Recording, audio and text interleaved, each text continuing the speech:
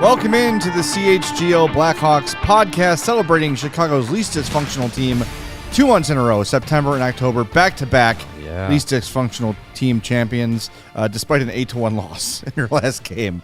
Thank you, Chicago Bears. I'm Jay Zawaski with Greg Boysen and Mario Tirabassi. We're happy you're with us here. Hope you're having a nice day on this chilly Chicago Wednesday. Make sure you smash that like button for us on the YouTube page. Subscribe to the YouTube page as well. And podcast listeners, leave us a 5-star review on Apple Podcasts or Spotify. And follow or subscribe wherever you get your apps. And this is a good time to tell you, if you're listening on the podcast, you'll probably see an extra podcast in there in your feed today. That's the What Chaos podcast, ALLCITY's brand new national NHL podcast with Pete Blackburn and DJ Bean. Not every episode will be fed into our feed every day, but we wanted to introduce it to you. So make sure you subscribe to that. We've got the All NFL and All NBA shows as well. Big day for us here at the ALLCITY Network, so make sure you subscribe to any and all of our brand new national shows, especially What Chaos, the new national hockey show on the ALLCITY Network. So there you go. My job's done. Company man, look at me. There you go. Welcome back. Feeling good? Thanks. Yeah, feeling fine. Hair looks good. Thanks. Well coiffed. New haircut this morning. Very good. Yeah, feeling a lot better. Greg, hair consistent? Yeah, conditioned and ready to go. Well done. Well done. What's left of mine is also combed. All right. Lots to get to today. We had Greg and I were at Hawks practice today, the first of which after that big 8-1 loss in Arizona. And much like the practice before the Vegas game, very intense, lots of board battles. We saw Reese Johnson and Isaac Phillips get into it during a drill. Nothing that carried over, but guys are feisty. Guys are fired up. I think there's a lot of guys who are really upset about the way that game went, so it's good to see what we saw today, I think. Yes, you were hoping you'd see a little of that. We saw a little of that about a week ago before they left on that road trip after the the Boston game. But they got 3 more days before the next game. They're not going to be on the ice tomorrow, right? But they are going to be doing like a weight room day and a video session day. So I'm sure there's lots of video clips that they're going to show them. And this is what we're going to hear from Nick Foligno. But he said this is how you get better. It's the repetitiveness at practice. Yeah. And eventually it translates into the game. So we'll see. Tough weekend ahead. Yeah. With the Panthers here on Saturday for our takeover. Sold out. And those of you who are coming to the takeover, if you haven't gotten something in your inbox yet, you're going to get it at some point today with all the information on meeting times and tickets and all that fun stuff. But the Panthers and then the New Jersey Devils the following night. Yeah. So no big deal. Get that hard practice in now. You're gonna need it. So the bit of news we have from practice before we hear from Luke Richardson, Taylor Hall was on the ice before practice. Seems like potentially he could play this weekend.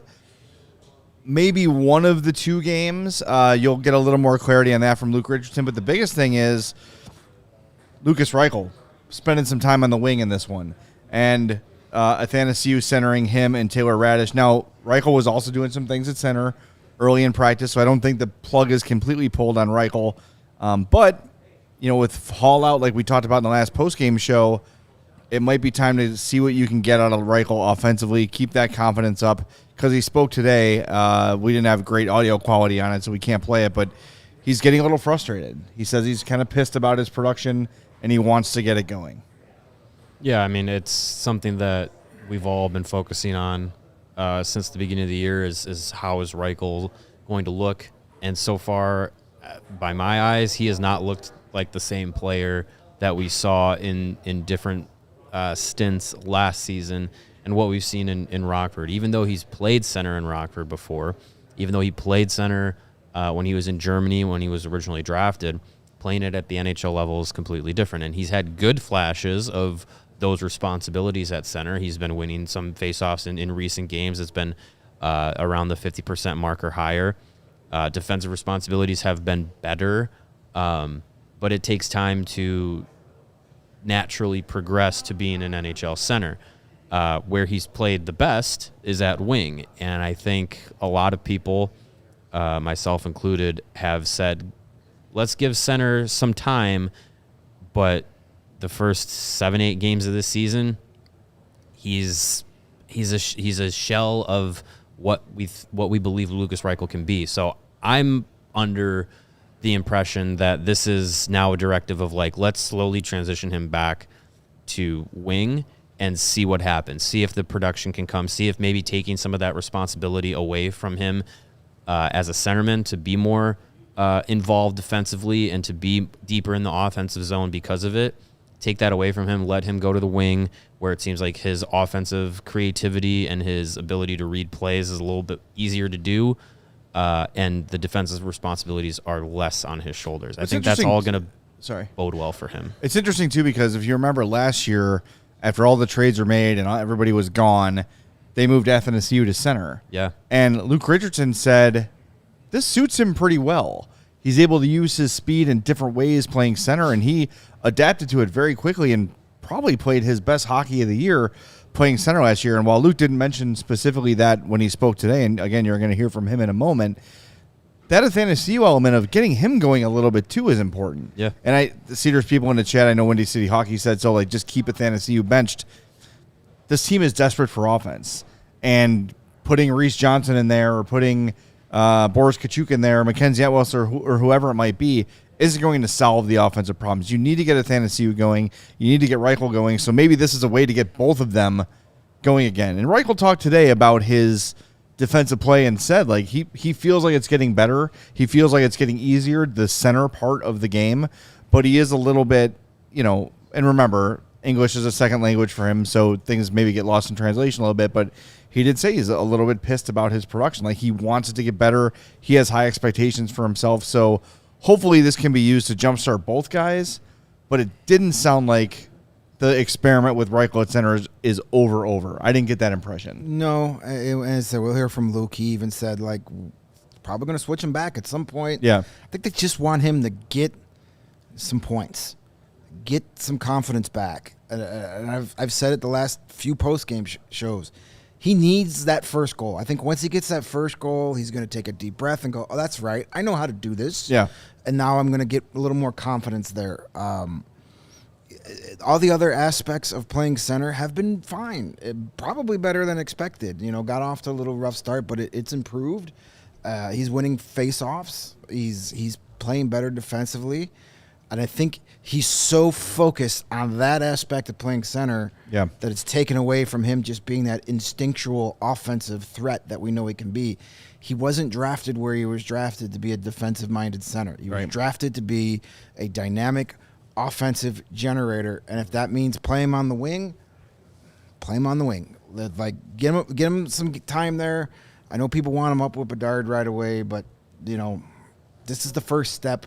Yeah, I'm sure you'll see that at some point, but I see why they're going to try him on that second line. Still keep him on the second line with that on the wing, as opposed to jumping up. Because if he gets going on that second line with Athanasiou at center, then you have two lines that could actually score a goal instead of just that's the mindset, right? If we put Reichel with Bedard, that'll probably be a really good combination.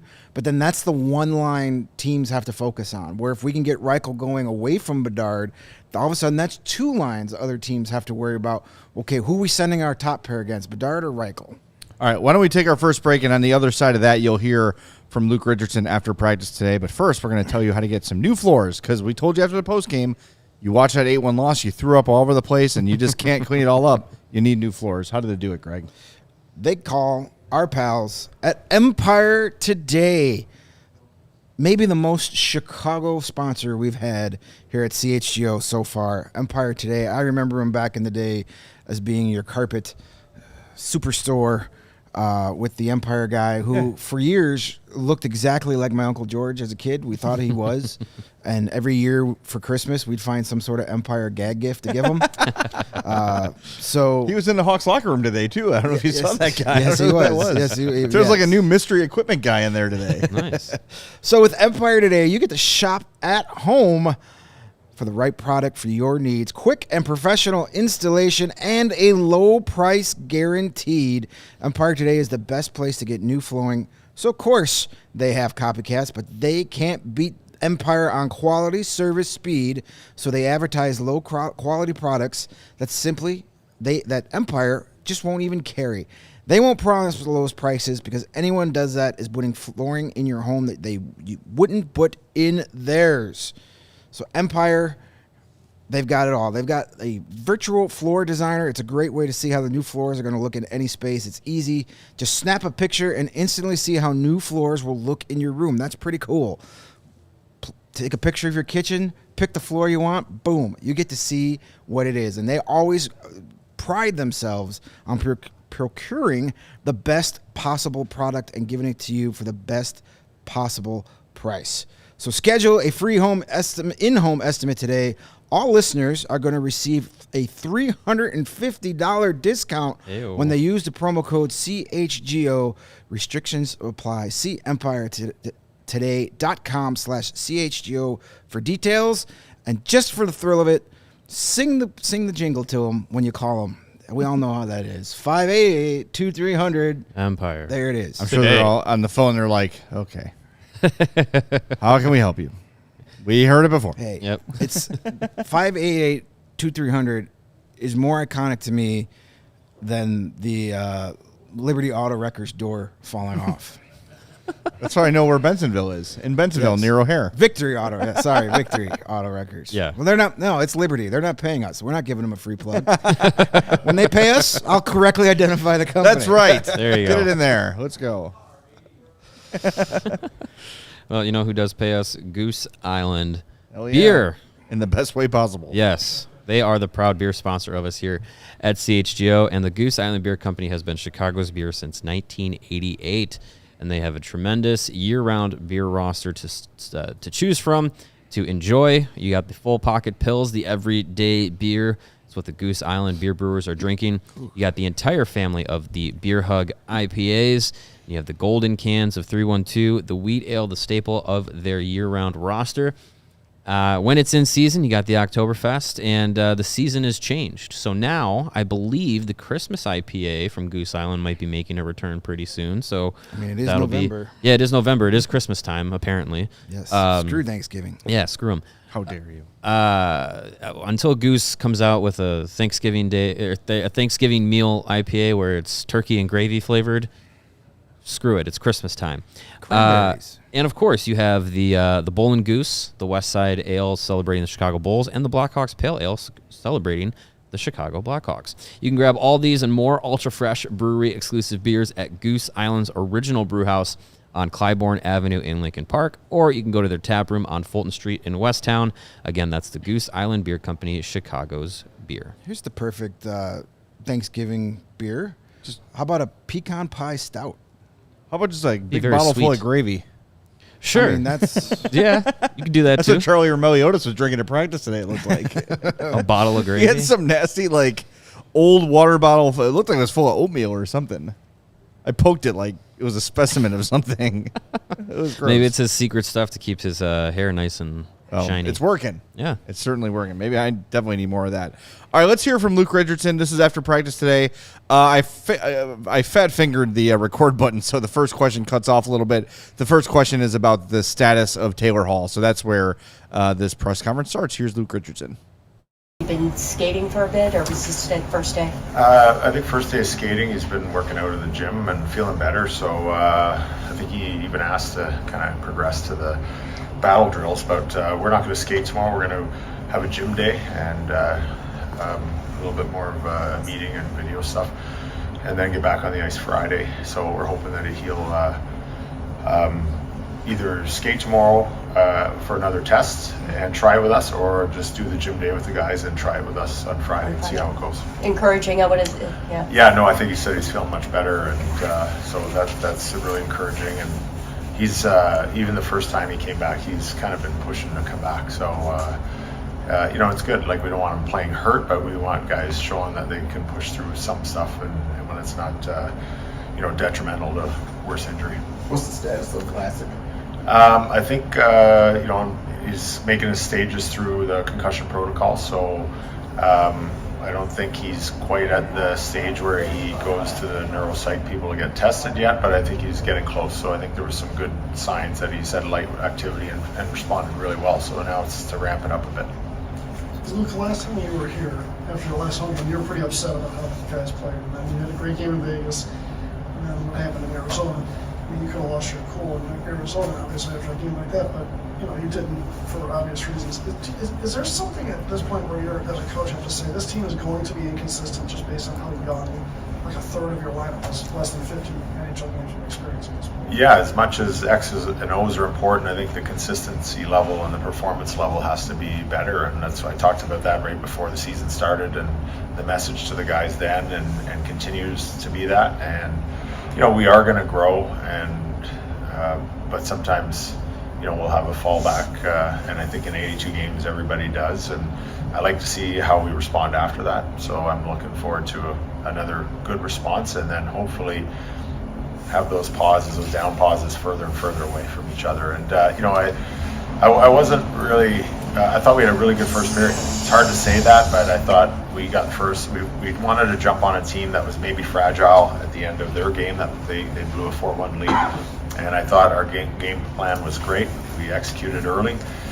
I thought we were a little bit sloppy on their first goal, but again, we had a couple follow-up O-zone face-off shifts, and I thought Connor and Nick and Kershey were really good in the first period. Had some great offensive zone time, and unfortunately, I think we just missed on a nice forecheck and then a chance by Donato, and it was kind of like an open net. And he might have just got a bit of not a hook, but I think a push or something right when he shot it. So we missed that one, and we had a shot from the point, and Dickinson almost got one, or it might have been Foligno in the back door. And then, unfortunately, there were, Seth kind of got tripped up in the corner that, might have been missed, but it was in our net 2 seconds later. And then, it was a unfortunate incident when Murph went back behind the net, fell, and he took guys' legs out, so they called that, and then they scored the power play. So, bang, it's 3-1, and I thought we had a pretty good first period on the road.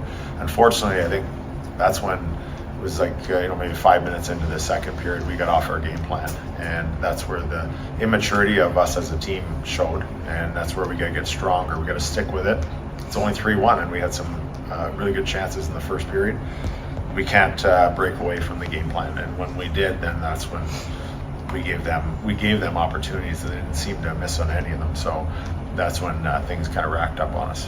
When you have an outing like Soderblom had, do you believe, or you and Jimmy Wade believe in throwing him right back out there to show confidence? Yeah, I don't think he had a poor game. Like, could he steal the game? He still had one or two backdoor stops in the first period, but not one kind of went through him or trickled him across the line. There was no poor goals on our goalie. It was just kind of us putting him in a tough spot. So we would like to get him out of the game maybe a little bit earlier, but then with Peter and his, I want to give him a bit of a heads up. So I gave him a shift or two to give him a nod, and he started to stretch and warm up and get his equipment ready.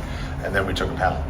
So I don't want to put a goalie in there on a penalty kill situation where he's going to have to rip across the crease and make a backdoor save stone cold. So, and then unfortunately, I gave him one more shift after that just to kind of get ready, and then one more bounces in off a guy's skate. So, it was unfortunate that we left him in too long, and he shouldn't have been in there that long. Not by his play, just by getting a goalie out of there. You don't want to shell shock them because we're not playing right in front of him at that point. So, but today in practice, he was excellent in practice today. I don't think he's fazed by it. We have confidence in him to go right back in, so he'll be in this weekend when we make our decision. We'll probably split those games with Peter and Sodi, and that was our game plan from the beginning of the year. What's the thought process for moving Reichel to wing? We might even move him back. It's just on maybe Taylor coming back or something. We just thought we'd try him there and see what it looked like with AA playing in the middle again. I thought AA looked pretty good in the middle at times last game when he got some chance there. So just still, trying to figure out what's going to look the best. I thought, Connor's line looked really good. I tried a little different thing in the third period just to, put Reichel on the wing for a bit, But I think they looked okay. But I just wanted to go back to what worked for us last game and then maybe figure out what works underneath. Plus, we got the home change. We want to put a line together like Florida. We want to make sure we have a proper line that's going to play against Barkov's line, and then we can get our, more offensive guys maybe out there against somewhere down their lineup and on offensive zone changes or line matching like that. Reichel seemed to have more odd man rushes, last season. Is there anything you've seen differently in there? No, he's just hasn't found the back of the net for him yet. I thought he had some good speed over the last couple games, and he's playing pretty responsible defensively. And I don't think that's taken away from his offense. I thought he had a really good offensive zone shift in the second period where he came down the middle and got a great chance. I think it hit the goalie again. We've hit the goalie more in the elbows, squeezing against her chest this year than anybody. So, it was quick. I think it just hit the goalie more than he missed his shot. So, as long as he continues to stay positive and working hard like he is, he's going to have a breakthrough game. And I don't think it matters really where he plays, on the wing or at center. I thought again on the wing in the third period, he made a really nice play coming out of our zone to Connor off the wall. So he's comfortable around the walls as he is skating through the middle. So we just hopefully need a little luck on his side to get on the scoreboard. Reichel said he was frustrated with his production. How do you give him the positive encouragement to kind of stay with it while also expecting more from him? Yeah, no, just letting them realize it is, the NHL and production is a reality. But also, just like your first comments, like we have to just kind of reinforce the good play. I'm going to meet with him after this and show him some of the good clips that he had last game of speed. He had a good D zone clip where he hit and pinned a guy in our zone. Someone else scooped the puck, I think Kaiser, and then they took off on the offense. Sometimes creating offenses means good defense as well. So otherwise you'll never have the puck and we're chasing around the whole shift. So I think for him to realize his whole game it's growing, even though his production's not on the sheet, and he's the one that's playing though. We can only encourage him and try and give him the right game plan that'll work for him and our team. And then if he can stay positive and stay fresh, he's a young guy, he's got to roll through these ups and downs. I think he has to know that we believe in him, but then he's the one that has to just step on the ice and do it. What growth have you seen in Richardson's game, and have you had any talk with the front office as he approaches the 10-game mark? Yeah, no, we haven't really talked about it much. I think, I know Vlasic's down and out, but I think he's played great. So probably no conversation means he's probably not going anywhere. But he's playing with confidence. I think that first goal the other night, I was yelling "shoot" off the bench, and then all the players turned around and laughed when he made a great play. But he can make those offensive plays. I think defensively, he's working with Kevin Dean a lot, and he's growing. He's getting better defensively, and it's a tough league to play defense in. But offensively, he's got the natural characteristics of the young players nowadays. He skates well, he sees the ice well. We'd like to see him shoot the puck a little bit more, and we promote that to him every day, especially on the power play. And I think he's starting to get that a little bit.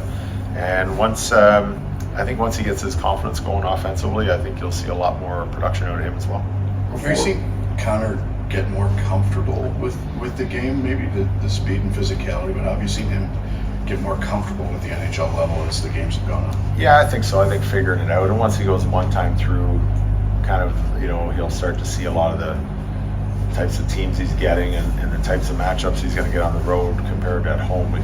They're going to still try and do it, but we can maybe get him away from it a little bit. But I don't think he really cares about matchups. I think he just wants to go play. I think he thinks and he has the confidence he can beat anybody at a one-on-one, and he might be right. So it's just got to be sometimes in the right area when he's not standing still in the blue line or blue lines, and be more of a speed. We've showed him that a little bit, and I think he's starting to show that in the games as well. He's a couple crossovers and really building his speed before he gets the puck, and I think that's creating a lot more time with the puck, especially in the O-zone, that I think he's figuring it out really quick.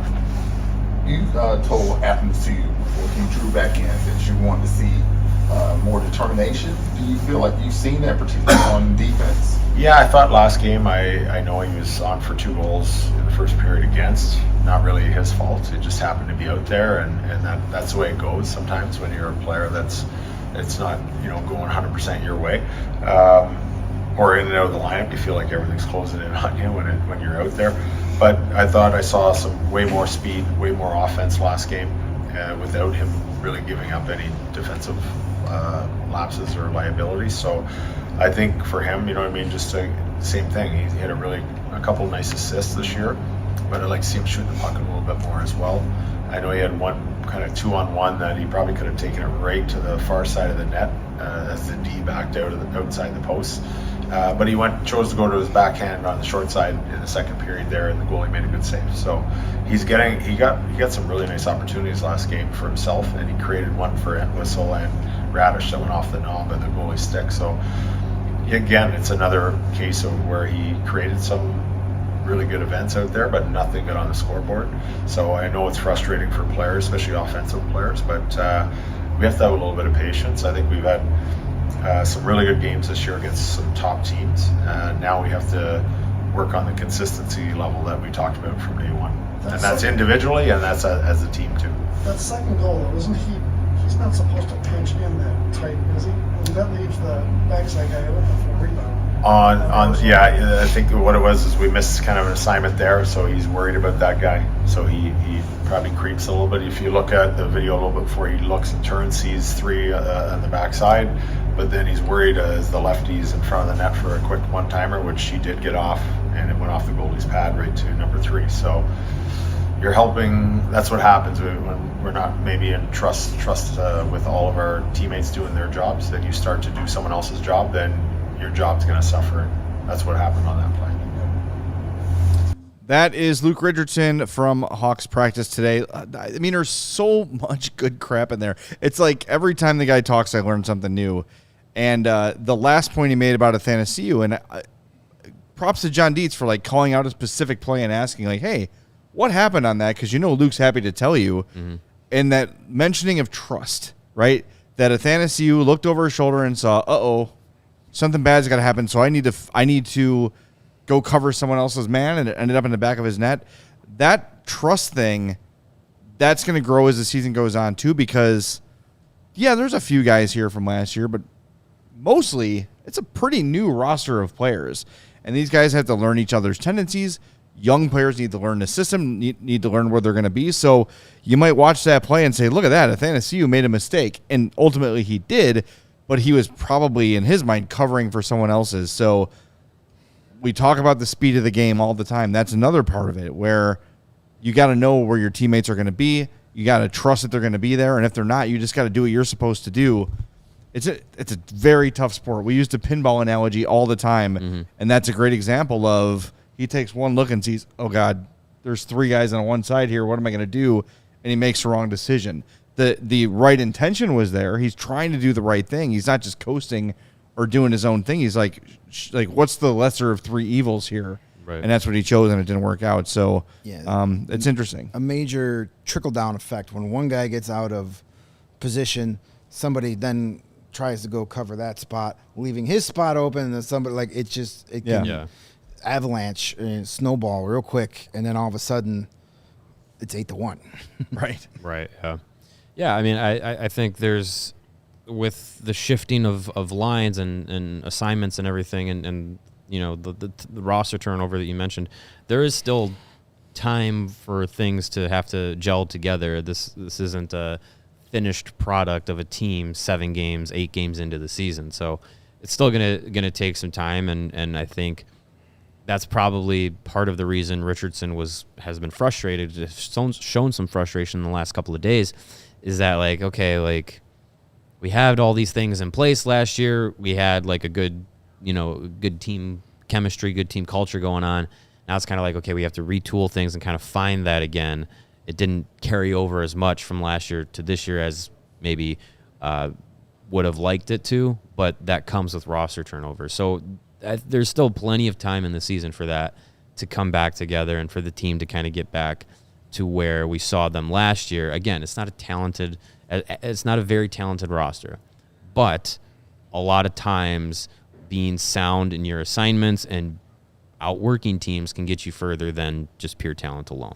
Yeah, and some of it might have to be to do with maybe there's more security within this locker room, where last year, you had guys like Max Domi and Sam Lafferty that were maximum effort guys, but those were guys that knew they were probably on a season-long audition for a contender to come calling. Yeah. You know, guys like Jake McCabe, of course, Patrick, like basically everybody that was going to get traded.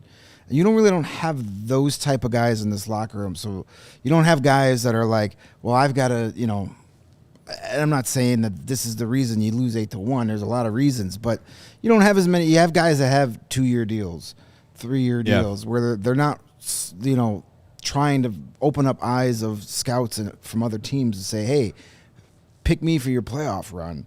And that might have something to do with more of the, sometimes secure guys can be, take a night off here or there because they're not, they don't have that fire lit under them. Well, I think it's interesting, too, that despite being down 3-1 after the first period, he said they played a pretty good period, and you had Jones pulled down, which he referenced, and no call, ends up in a goal. Then Murphy falls down, and a guy takes a guy's leg out, and that gets called a penalty, and all of a sudden it's 3-1. Every year, there's always a game that goes the way that Arizona game went, where it just, oh my God, everything you do ends up in your net. It hits every stick. It hits every post. Like, everything just goes against you. But I think it felt amplified coming off that Vegas game, and even that aside, that, take that ball it up and throw it away, they played differently against Vegas. They knew, this is kind of to your point, that if they make a mistake against Vegas, they're going to get scored on. If they take their foot off the gas against Vegas, they're going to get their asses kicked. So for 60 minutes, well, actually more like 55 minutes of that game, they were buckled down, ready to go, giving everything they have, being in the right positions. And I do think, and Nick Foligno alluded to this, and you'll hear from him later in the show too, after the game on Monday, that they kind of walked in and said, all right, just as we were thinking, all right, here's a little break in the schedule. It's Arizona. Let's relax a little bit. We can take our foot off the gas. And they look up after 60 minutes and it's 8-1. That is a lesson learned. You hope. Because even the Montreal game where they weren't prepared, they still came within a whisker of tying that game. They were able to get themselves back in it. Not the case against Arizona. So hopefully, if there's a lesson to be taken from either of those games, they take it from this one, because in this league, you can't let up. There's no easy opponent. These are all NHL players. And let's be honest, even the bottom third of the NHL, maybe 90% of those have better rosters than the Hawks, right? They're looking at the Hawks as the day off. Right. So the Hawks cannot be a team to ever let up. And I think that's what was frustrating Luke is last year that almost never happened. Right. Where you saw them come into a game just like, meh. And we've seen it twice this year. Right. And it's compounded with the fact that they have wins against Vegas and Toronto and a Pittsburgh team that had high expectations this year. So you want those kinds of efforts to translate when you're playing Montreal and Arizona, and eventually down the line you're playing Columbus and Anaheim and San Jose and those teams. Like, you want those efforts against the big teams that you got some wins off of to come against the teams that you should be more competitive against, because the talent gap is smaller. So again, it is super frustrating that to start the season you've had so many games against contenders, and then the two that you look at as like, oof, okay, now we can have a this could be a game that seems more winnable, and you have some poor efforts, poor results. Yeah, very frustrating. Anything else to take away from that? I think we covered it all. It does sound like Hall is close, like we said earlier in the show. Vlasic a ways away yet. We didn't see him on the ice at all, as Luke said, still in the concussion protocol, but said he should be getting to the neurological evaluation stage soon. Concussions are all different. Yep. Recovery is different from everyone. I mean, it could be days, it could be weeks, it could be months. You never know. But it seems like, at least in Luke's mind, that things are progressing well for him. If I was a Hawk, I would be annoyed and frustrated that after that loss, we have to wait 5 days to kind of make better on it. Yeah. And to get another chance to go win that game, because it's just going to hang over their heads, and it's got to be frustrating. It's got to be embarrassing. Connor Bedard said today, in an ideal world, you're playing a game every other night. That's the way you love it. It's how you get in the rhythm. And for them to have to sit on this loss, maybe it's a good thing because you get these meetings in. Like Luke said, he's going to show Reichel some specific video today of good things and bad things. But I imagine these guys had to be chomping at the bit to get another chance to erase that loss and get back on the good side. Yeah. Yep. That's the beauty of an NHL schedule.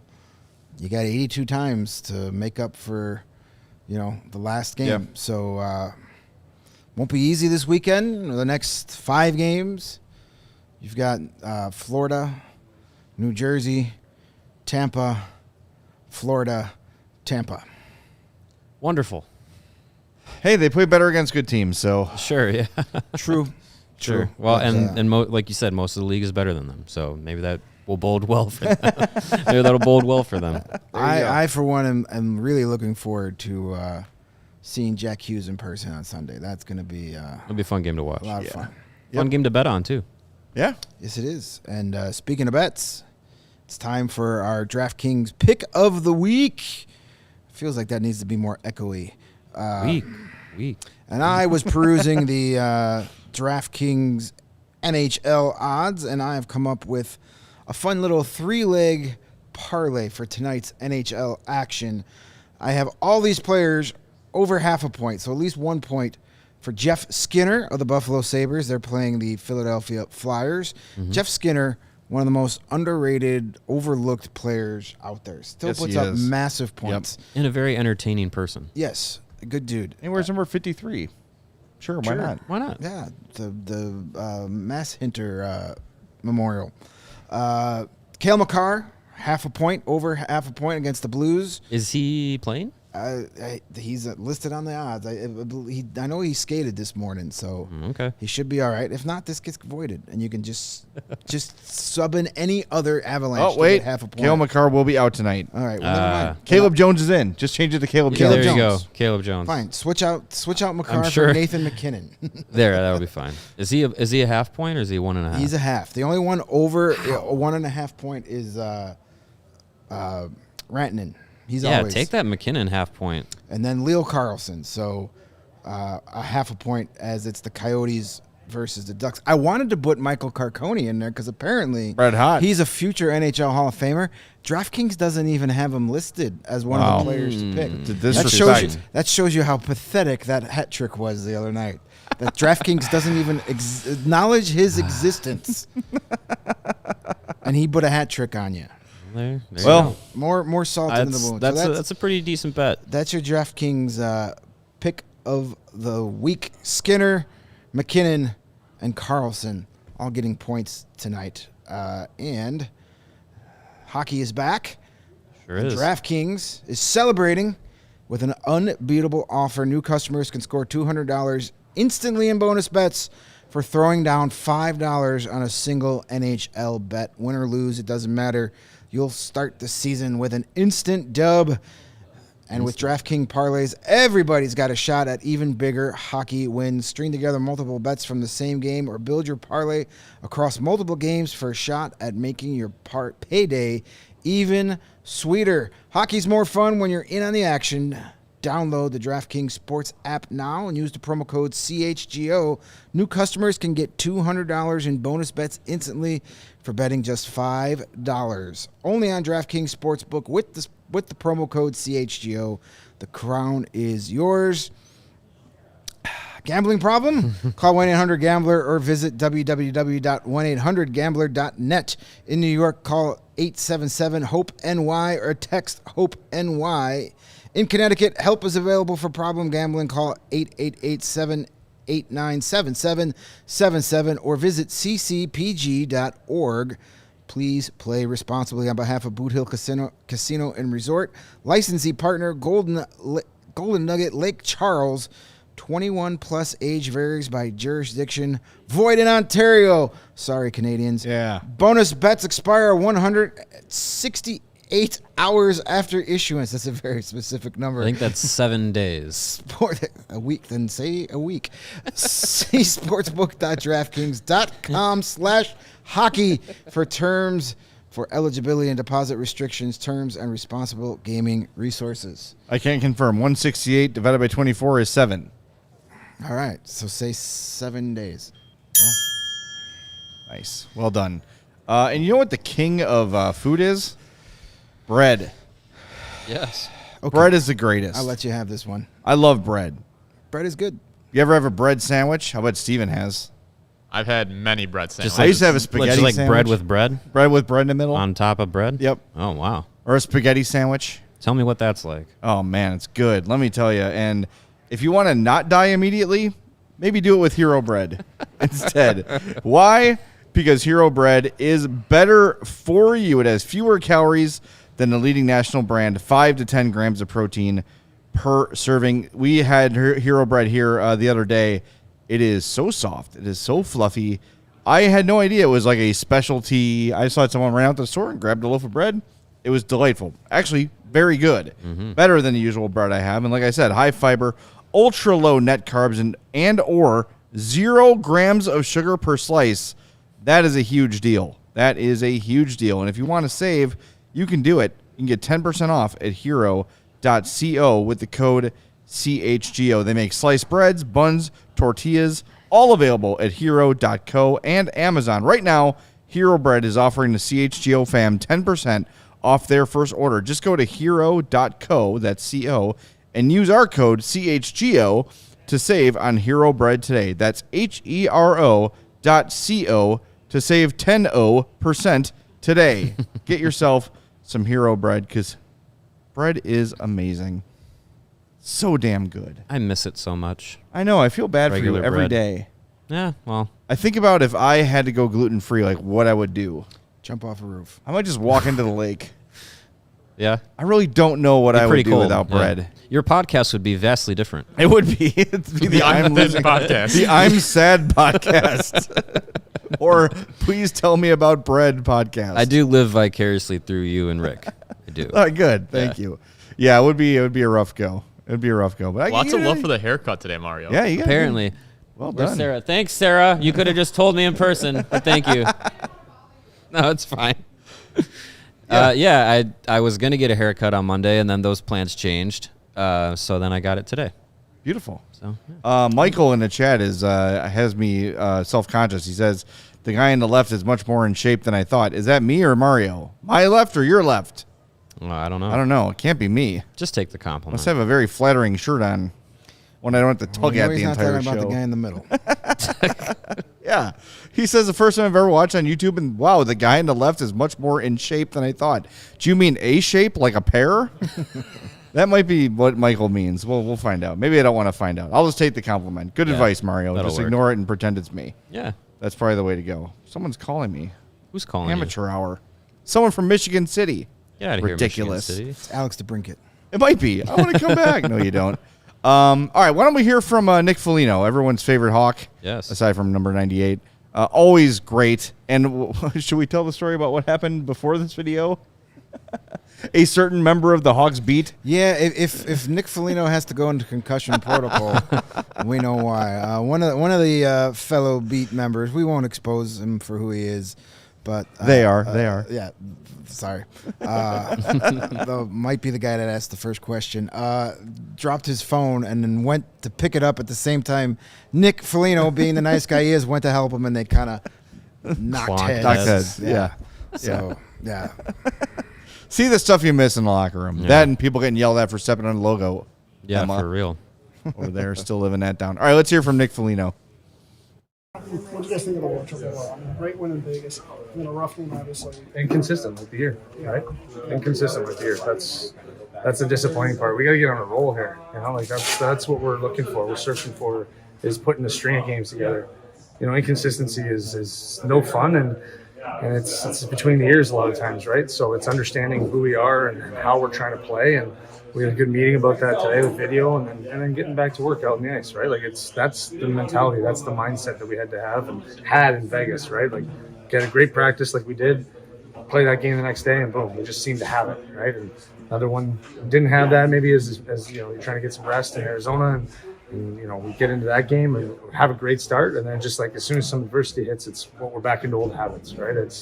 You can't have those momentum swings and that mindset. So we have to understand that, and the only way you do is repetition out here, and it kind of bleeds into your game. I think the inconsistency is going to be a thing for a lot of the season, though, because they're so young. I mean, in some ways you're not young, like you and Corey and Tyler. But then I went through I'm like, you just got 6 guys with less than 50 games of NHL experience. So is that going to be I think it's something you have to fight with. I think it's something that you understand where we're at, but you can't accept that either, right? I think that's going backwards too, right? Like if you're an NHL player, then you're expected to be an NHL mindset and learn quickly. I mean, we all have that. Any young guy or any old guy that's been in the league, you got to learn at some point, right? I know it's 10 games in, so there's no panic. It's just, okay, well, the quicker you learn, the better pro you're going to be, the longer career you're going to have, and hopefully we can help those guys in this room understand that. So that's kind of where it is for me. It's, okay, we're growing, we're learning, that's great, but you can't just use that as a crutch every time too, right? You gotta find a way to get some consistency here. And by all means, I understand where we're at, like I understand where the guys are, but part of growing and maturing is that, and I'm hoping guys understand that, because the faster you do it, the more fun you're going to have in this league. You ever been on a team that's been this inexperienced? Oh yeah, Columbus, 2 years, yeah. It's hard. Yeah, it is. And I was younger too at the time, right? So you're still learning, and I still am. I mean, listen, I know I'm older, but there's still things I'm learning and trying to get better at. And this game is ever evolving too, right? As soon as you figure something out, you got to master another thing. So I understand what it can be like for a young kid. It's a lot. You're taking in a lot. You're processing a lot on your own. You're trying to listen to what the coaches, your teammates have to say. You're adjusting to the travel. So there's a lot of excuses you can make, but part of being a pro and why you're at this level is you do those quickly, and you're able to adjust fast. So I don't really love the excuses, because I think at the end of the day that's what they are, and we have to find a way to be better. That's pretty much what it comes down to. Have you and the other vets been even a little bit more vocal? Yeah, I think we have to be right now, right? I think that's we have to lead by example first and foremost. But then there's little things you can try and talk, because I think sometimes hearing it and seeing it help, And so we're trying to be as vocal as we can in the room while keeping our energy up as well. And but it's also, it comes down to each individual, right? Like you gotta try and absorb as much as you can and put what you do well too. I think a lot of times what happens is, for young guys too, they get so much information they forget what it is that got them to this point, and that's what attracted the team to them in the first place, right? Their instincts, their abilities, and sometimes when you go and just play free and not think too much, that also helps, because sometimes it looks like you're caught in between a little bit. So I think once our group gets a little more cohesive and a little bit more time together too, that'll iron itself out. So Taylor Hall was on the ice before you guys went out there and encouraging you to see yeah. back out there. Oh man, he's a huge piece. I mean, look, he's a guy that can really drive our offense. And listen, we're a team that needs goals, right? Like we're starving for goals, and when we play the right way, we seem to get them. But when those games like the other night happen, they're few and far between. So a guy like him who has had a history of scoring goals and making big plays in this league, we can't wait to get him back. Nick Foligno. Windy City Hockey says, I want to get a Foligno jersey, but I know he's only on a 1-year deal. It would not shock me if he's back. Yeah, for the record. I think if there's mutual interest, that would be a good guy to have around for another year next year, when you're going to have another edition of young Blackhawks in the locker room. I think it would be a pretty good fit, and he clearly, a lot of people like him. I think the fan base wouldn't mind Nick Foligno for a second season, even if he will be 37 at the end of that next season.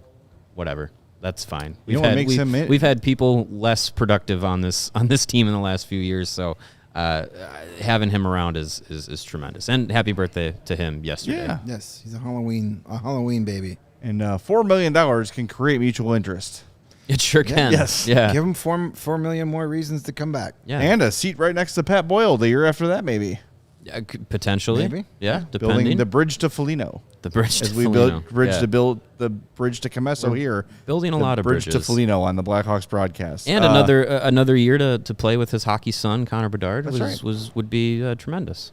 But always so much good info from him. And yeah, I like that he says we can't just keep saying we're young and learning forever.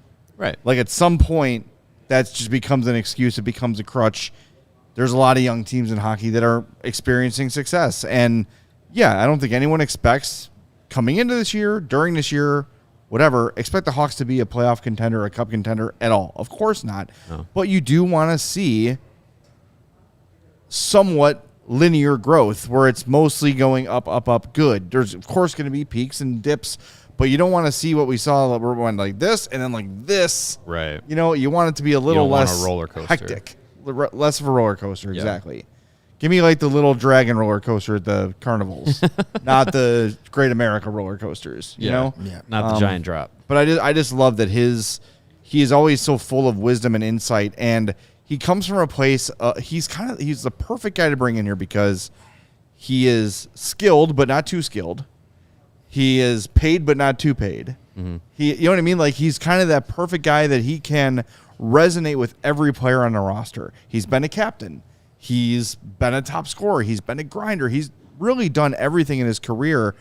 And he can go talk to Reese Johnson and go talk to Connor Bedard and have the same sort of insight and offer the same kind of quality advice to both those guys because he's been at both ends of the spectrum hockey-wise. And he's played for teams that have had the Stanley Cup pressure on them. You know, was it trade deadline acquisition for the Toronto Maple Leafs? And a lot of people thought, oh, this is the guy that's going to put us over the top. And, you know, the Maple Leafs do what the Maple Leafs do, but then goes to Boston and they sign him to multiple and, you know, was on that team that set the NHL record for the best regular season. Yeah. And, it, you know, as someone on this set appropriately predicted, they were frauds, but not because of Nick Foligno. Right. No, that comment was not directed at Nick Foligno specifically, not him. No, I'm saying he's not the reason they were frauds or lost in the first round. No. So those two guys that were so embarrassed they retired. That's it. That's what happened. Yeah. It's their fault. Bergeron and Krejci once again sinking the Bruins. Yes. Yeah. This year will be different. Usually we do around the league stuff on Wednesdays. There is a little bit of stuff we should get to before we wrap up. First and foremost, on the heels of the Shane Pinto thing, I spoke to a couple Hawks off the record today, and I want to get some clarity as to whether or not the players understood now what is allowable and what is not when it comes to betting. Both players told me that the league and the Players Association have arranged calls for the players to be on. I know one is happening today. There's it's like a, hey, we're going to do a Zoom, whatever, jump on and get all your questions answered. And I asked them both, are you satisfied with the knowledge you've been given? Both said yes. So as of now, it seems like the players have a pretty firm understanding of what's allowable and what's not when it comes to gambling. Yeah. The other thing, speaking of Ottawa. Yeah, what a day for them. Is in 2019, they had a trade with Vegas and with Dadonov, Evgeny Dadonov. Wasn't it 2022? It wasn't that long ago. Oh, yeah, you're right. Why is 2019 in my head? I don't know. It doesn't matter. In the past. Yeah. A deal with Vegas for Dadonov, and Vegas was on his no-trade list. Ottawa now. No, he was getting traded to Anaheim. Yes. From Vegas, which was on his no-trade list. My facts are really good. And he came to Vegas from Ottawa. Right. Yes. Okay, sorry. Anyway, Ottawa is now being punished for this deal. The cost is a first-round pick. In 2024, 2025, or 2026. Yes. That is way too much. Especially when you consider there's brand new ownership in Ottawa that didn't know about this, and Frank Saravalli reported this hours after the news came down. Senators owner Michael Andlauer says the NHL did not advise him of either the Pinto or Dadonov investigations. Quote, maybe they didn't want to disrupt the sale to make sure the seller got the best price possible. Woof. There is going to be a lawsuit here against the NHL for Michael Absolutely. Andlauer, and there should be. Absolutely. You cannot withhold two ongoing investigations from a potential buyer when you're putting up almost $1 billion with a B dollars to purchase a team. Yeah, That's horrible. That is, man, the NHL just, if there is a pile of dog doo to step in, they are jumping in it with both feet. Well, and the fact that it seemingly always all this news is so in the dark, and then it comes out and it's just like, Here's the information. Here's the bare minimum information, and there will be no any other information, no other comment from the league on it. So it's up to us as fans and members of media and everyone across the league to be like, well, okay, there's a lot of blanks to fill in here, and then wildly everything gets speculated. So, and the press conference from Michael Andlauer, if you've been paying attention to hockey Twitter, has been fire. From him, because he is clearly upset and the with both of these situations. Is because they fired their GM, or and they also resigned, whatever, yes, which I don't think is directly because of the this issue. I mean, I still think he said something to the effect of that. But I mean, let's face it. Once the new ownership got in and got settled, he was going to get launched anyway. You'd think. I mean, this is the final nail in the coffin. I mean, he just took an absolute beating with the DeBrincat deal. Yes, he did. Gave up the 7th overall pick to get him. Gets him. DeBrincat has a subpar year because he doesn't want to be there, and then trades him to Detroit for pennies on the dollar for what he paid for. It's not great. And then, Pierre Dorian's on the way out, and now there's reports that Peter Chiarelli is not necessarily taking the GM job, but he's going to be involved. The good old boys network. What the hell has Peter Chiarelli ever done? Steve Stais is the temporary interim GM. Give him a shot. Right. From what it seems, that guy's got his shit together, knows what he's doing, is a good candidate. See what he can do. Right. It's the same thing the Hawks did with Davidson. And Chiarelli was in the Hawks conversation too. Maybe they're just trying to pick a brain. As we learned through that process, there are names sometimes that the league say, we would like you to interview this person. Yeah. And I would imagine that was the case with Peter Chiarelli, because that came out of nowhere. Does he have pictures on Bettman? Yes. I have no idea. He must. I have no idea. All right, since I butchered the explanation here, let me clarify.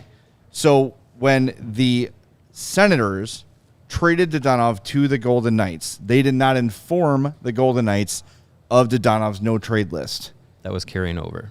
Yes. Then when the Knights tried to trade Dodonov to the Ducks and did it, not knowing of the no-trade list that included Anaheim, it was undone. I think there's negligence on all sides here. How does Dodonov's agent not say, by the way, no trade list? Mm-hmm. Or how do you just not ask? Or if you did ask and they said no, how do you not follow up on that? Yeah. We can go to CapFriendly. How do you not go to capfriendly.com and see that he's got one? Right, The three of us, anyone in the chat can go to CapFriendly and look at someone and say, oh, there's a no movement clause there. Yeah, what the hell? That is a little bit low intelligence move by Vegas there. But if they're going by the paperwork or whatever, and if Vegas said, does he have a no trade list, and Ottawa said no, right, then that's what they go off. Then there's Vegas skating, scotch free away from another one of these bungles. Yeah, it seems that they're Teflon Vegas. Mm-hmm. It's a weird situation. It's gross negligence. Somebody screwed up, but to lose a first round pick over that seems a little much. It does seem high. Much. It does seem high, but I think what the league tries to do, and of course, with the punishment that's been levied against Ottawa, people around the hockey world are saying, "What about Chicago?" Because of everything that happened with Kyle Beach. the Kyle Beach sexual assault cover up. But I think it's a fair statement. It's apples and oranges. I think it's also the league looks at things that give teams an on-ice advantage differently than things that happen off the ice. And I think that's why we saw it with the Coyotes a few years ago when they were doing their own workouts that they weren't allowed to do with draft prospects. They got a heavy punishment. Same thing's kind of happening with Ottawa here. Yeah, it's a different. Well, also, what the Blackhawks were getting punished for was for had legal ramifications, moral ramifications. It wasn't anything that gave them a competitive edge on the ice. These type of things, you can argue, they affect the actual games themselves, integrity of the game, and these are things that are negotiated in the CBA. Yeah, there's not anything in the CBA for teams that cover up, sexual assault, sexual abuse. Yeah. Right. Those are legal issues. So I think that's the difference. And,